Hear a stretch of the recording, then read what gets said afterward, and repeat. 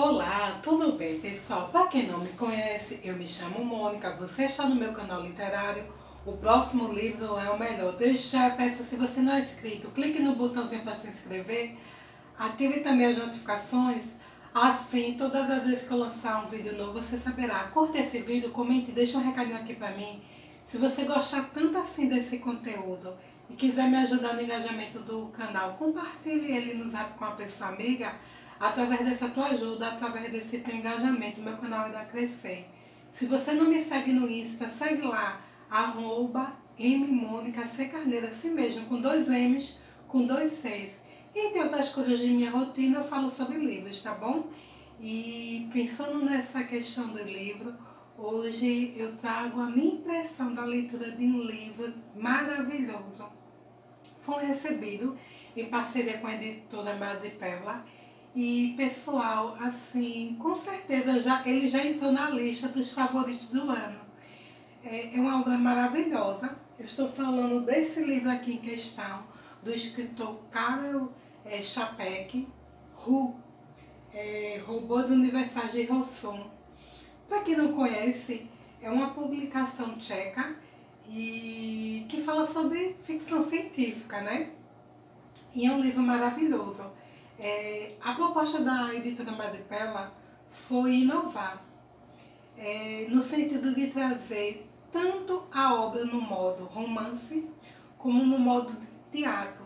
Inicialmente ele foi publicado como peça teatral. E o que eu achei mais interessante é que assim não existem outras versões desse livro no modo romance. E a Madrepella chegou inovando, trazendo essa novidade. Eu não sei se vocês gostam de ler teatro, eu acho maravilhoso, apesar de ler pouco. Quem conhece um pouco de teatro sabe que é uma experiência bem interessante, no sentido de ser mais dramático e de deixar-nos mais imaginativos, porque o poder da peça teatral é muito de abstração, porque algumas informações não são tão dadas como na peça, como no gênero romance. E foi uma leitura maravilhosa, inclusive eu avaliei no Scooby, eu acho que eu dei nota máxima 5. De qualquer maneira, eu vou deixar, pessoal, na descrição do vídeo todas as informações referentes a essa obra. Pode ser adquirida no site da editora Madrepella. Eu vou deixar o site oficial, o Instagram para vocês seguirem. Inclusive, a Madrepella tem um canal no YouTube e o Rafael disponibilizou o acesso de um capítulo, o primeiro capítulo de leitura desse livro, narrado na voz do tradutor, que foi o Pietro. E assim, eu achei maravilhoso. Eu já tinha lido o livro, e aí depois eu fui escutar esse primeiro capítulo e achei maravilhoso. E aí, para quem não conhece a história, inclusive, eu vou deixar também, antes que eu me esqueça, o meu cupom de desconto, que é um cupom geral para quem quiser adquirir esse ou qualquer outro livro da Madrepella. Aí tem direito a 10% de desconto, tá bom? Com o uso do meu cupom, que é Mônica Carneiro. E para quem não conhece a obra, a história ela começa numa ilha. E nessa ilha, Rousseau, ele tem um sobrinho e eles começam a desenvolver um projeto na criação de robôs. E é engraçada a diferença dos objetivos que nutrem Rousseau, tio, em relação ao sobrinho. Enquanto o Rousseau, ele é o imaginário e ele tem aquele esforço de criar um robô no sentido de quebrar a ideia humana de que o humano ele é advindo de uma divindade, de um Deus, e mostrando mesmo um processo de evolução. O sobrinho ele não está muito ligado, centrado nesses aspectos éticos e morais. Ele tem muito mais o interesse financeiro. E aí eles entram em conflito de interesse. E acontece um evento naquela ilha, que inclusive é guardadora, detentora do segredo de Rousseau na criação de robôs, que faz com que o Rousseau, tio, deixe de fabricar os robôs. E aí essa criação ela fica delegada ao seu sobrinho. E ele acha essa ideia maravilhosa, porque como ele tem interesses muito escusos no sentido financeiro, para ele ter autoridade, autonomia para decidir os rumos da criação do robô é espetacular.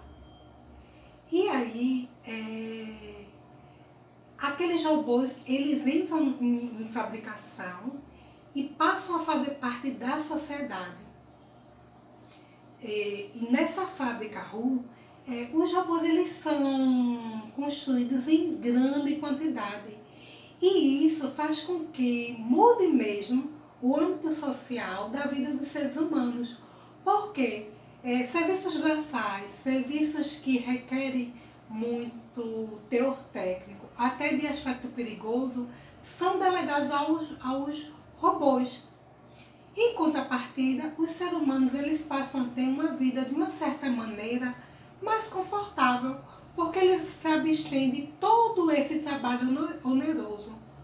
Só que isso causa em algumas pessoas um certo desconforto e elas entendem que essa coisa de se usar os robôs para os trabalhos sem dar-lhes direitos é algo que não deve acontecer. Inclusive, temos uma protagonista bem interessante que é a Helena, e a Helena ela é ativista dos direitos humanos. Na verdade, ela faz parte de uma liga da humanidade, em que se fomenta uma teoria que os robôs têm uma certa humanidade, tanto como os indivíduos, e por isso eles devem ser respeitados como tais, não devem ser simplesmente explorados. E Helena, ela entra em certo conflito, porque ela se opõe muito a essa fábrica, porque ela acha que é um processo muito duro e muito oneroso que está sendo submetido aos robôs. E aí ela recebe um convite para visitar a fábrica e lá é muito interessante essa visita, porque ela vê cada parte do processo da montagem daqueles robôs. E é engraçado porque diferente do que ela imagina, daquele robô feito de uma só vez, ela percebe que existem procedimentos para a criação do robô. Por exemplo, os órgãos, eles são feitos parte a parte e depois são montados. Mas mesmo assim, isso não tira dela o imaginário de que sim, os robôs eles têm humanidade e eles devem ter essa humanidade respeitada e reconhecida. E é engraçado porque os robôs, diferentes dos humanos, eles não têm umbigo. E isso mostra um pouco a questão da incapacidade dos robôs de se reproduzirem e de terem mesmo um caráter humano, né? E ela vai vendo lá os processos e num dado momento, um dos responsáveis pelo setor, ele mostra um robô comendo um alimento como se fosse um bicho, um cachorro no chão. E aquilo ali choca muito a Helena, porque o objetivo daquele homem é ridicularizar a ideia dela da humanidade do robô. Como quem diz, ele não é humano, olha, ele se comporta como um animal. O que é relevante é o que nós humanos fazemos no sentido de programá-lo. Então, ele não tem autonomia de interesse, de desejo. Ele vai fazer aquilo que a gente quiser que ele faça. E ela fica meio chocada com isso, mas ainda conserva aquele ideal da humanidade dos robôs. E lá ela se depara também com uma cena inusitada. Num certo momento, ela observando em uma das portas de uma das salas um robô diferente. E aquele robô, ele tem muita semelhança com nós, seres humanos, e ele encara a Helena e aquele olhar tem muita profundidade e quer dizer muita coisa. E naquele olhar ela percebe uma pergunta que fica lá subentendida entre eles, naquela simples troca de olhar. Quem eu sou? E a Helena fica super assustada, super apavorada, mas realmente ela percebe que não, aquilo ali é só uma máquina, e ela fica meio que em conflitos entre os ideais que ela sempre abarcou, no sentido de acreditar na humanidade dos robôs, e percebe que eles são meras máquinas. Depois dessa visita, a Helena ela passa a se envolver com Henry Domine, que é um presidente da fábrica. E ali, depois daquela visita, ele começa a flertar com ela. E ela fica meio assim, assustada. Como assim? Eu tô aqui para me opor à tua fábrica e de repente tu tá me flertando comigo. Será que isso é sério mesmo? Mas de fato é sério. E ela aceita esse convite para um encontro. E depois desse encontro, Helena muda radicalmente, porque ela passa a visitar mais a fábrica. Com esse relacionamento do Henry Domine para com ela passa a esquecer pouco esse ativismo que ela sempre levantou. E diga-se de passagem, ela é uma pessoa muito expressiva nesse movimento, porque ela é nada menos filha do que o presidente da república daquele local. E uma mulher muito expressiva. E as pessoas começam a olhá-la com uma certa desconfiança, porque como é que ela se opõe à fábrica, à exploração que a fábrica causa entre os robôs, e ela está se relacionando afetivamente com o presidente. E aquilo causa um certo desconforto. Mas ela não está muito preocupada com isso, ela entra de cabeça realmente naquele relacionamento e meio que quer esquecer um pouco esse lado do ativismo. Só que Helena não esquece aquele robô. E aquele robô causa nela uma certa... sempre aquela interrogação. E num certo momento, ela tem a oportunidade de conversar com esse robô que se chama Hades. E aí ela faz uma proposta para ele, porque vê que ele é diferente dos outros robôs. E sugere que ele trabalhe fora da fábrica, numa biblioteca, no atendimento normal de balcão, para que ele tenha acesso a mais informações, para que ele tenha acesso a pesquisas, para que ele possa desenvolver-se como robô. E aí é nesse trabalho de rádios que algo diferente acontece.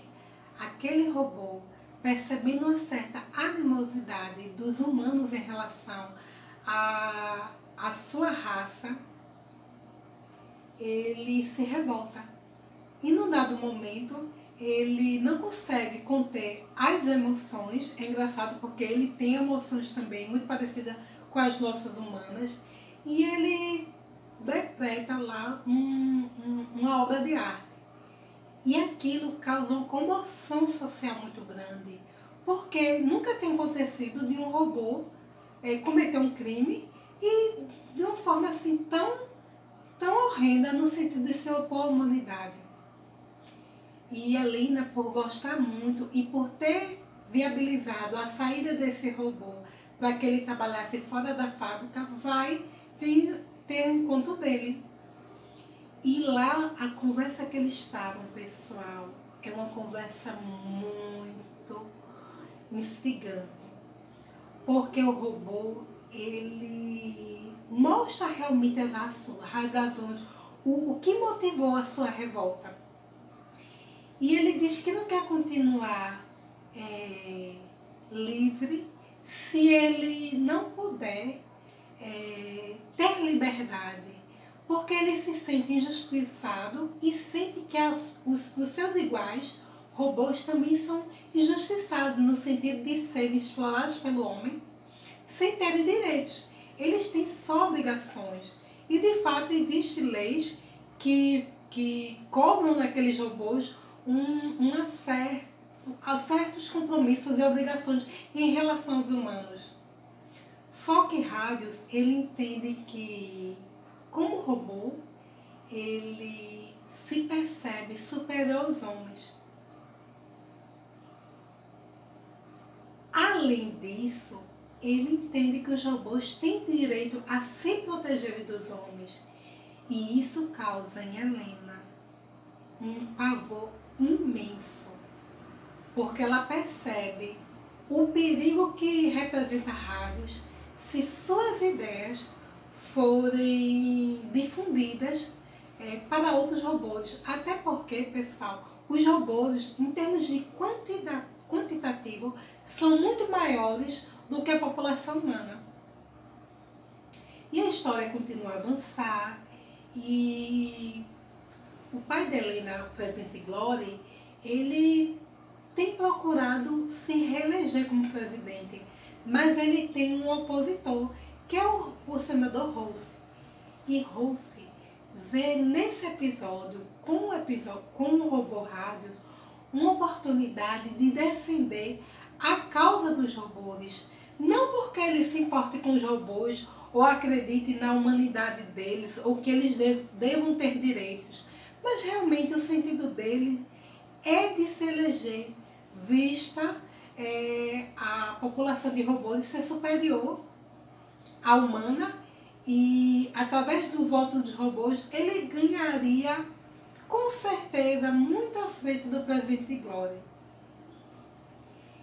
E nessa manobra entre o que aconteceu com Radius e o senador Rolf, de fato, algumas mudanças no âmbito legal e social acontecem, e sim, é reconhecida a humanidade dos robôs. E eles agora não mais só terão deveres para com os humanos, obrigações, mas eles terão direito. Eles têm direito a votar, eles têm direito a receber um salário, eles têm direito a ser reconhecida a sua dignidade como humanos. E aí é que acontece algo inimaginável.